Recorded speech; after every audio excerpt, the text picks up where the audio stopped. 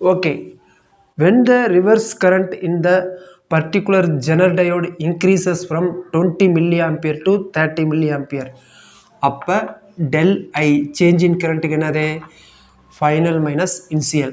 அப்போ 30 milli ஆம்பியரில் 20 milli ampere போச்சுன்னா எவ்வளவு 10 மில்லி ஆம்பியர்.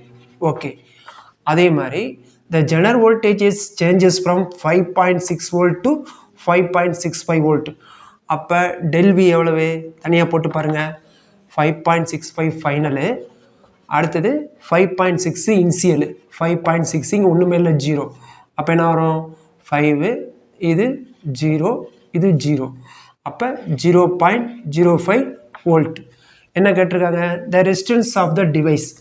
அப்போ ரெசிஸ்டன்ஸ்க்கு என்னது RZ, ஜெனரல் டையோட ரெசிஸ்டன்ஸ்க்கு என்ன ஃபார்முலா RC = V/I.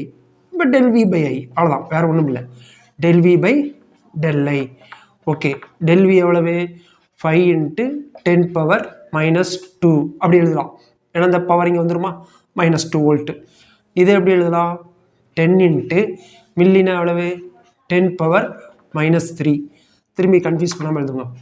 5 × 10⁻², இங்கே 10 பவர் 1, அப்போ பேஸ் 2 காமனா, அப்போ என்ன ஒரு 1 - 3 -2.